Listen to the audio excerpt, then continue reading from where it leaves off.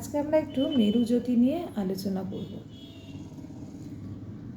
22শে December থেকে 21শে June পর্যন্ত যখন সূর্যের উত্তরায়ণ গতি চলে সে সময় কুমেরুতে টানা 6 মাস রাত্রি থাকে।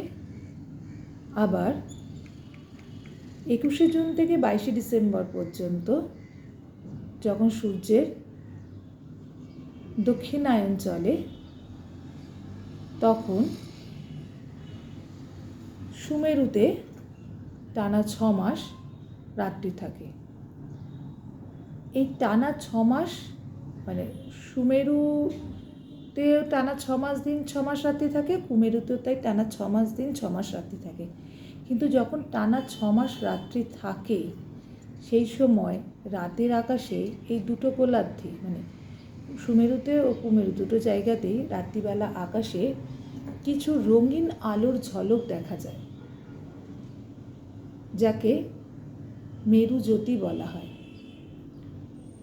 এই রঙিন আলোর ঝলক বা অরোরা দেখা যায়, যেটাকে উত্তর গোলার্ধে বলে সুমেরু প্রভা বা অরোরা বোরিয়ালিস, আর দক্ষিণ গোলার্ধে বলে কুমেরু প্রভা বা অরোরা অস্ট্রালিস। এই আলোটা দেখা যায় কেন? রাতের আকাশে এই রঙিন আলোর জ্যোতি বা এই মেরু জ্যোতি দেখা যায় কেন?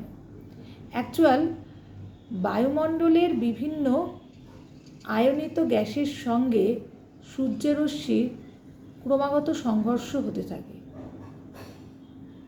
কিছু আয়নিত গ্যাস আছে যার সাথে সূর্যরশ্মির প্রতিনিয়তই একটা মেরুর আকাশে একটা সংঘর্ষ দেখা যায়, যে সংঘর্ষের ফলে কিছু আলো বিচ্ছুরিত হয়,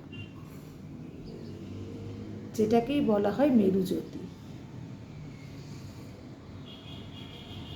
এছাড়া এই যে উত্তর গোলার্ধে যখন টানা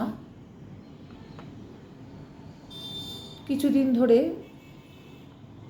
দিন থাকছে, যেমন ধরো 21শে মার্চ থেকে 22শে জুন বা জুলাই পর্যন্ত টানা সুমেরুতে দিনের আলো। এই দিনের আলো যখন থাকছে সেই সময় স্থানীয় সময় অনুসারে যখন সেটা রাত্রি কিন্তু দিনের আলো রয়েছে, সেইখানে কখনো কখনো দিগন্ত রেখায় এই সূর্যের আলো ছটা দেখা যায়।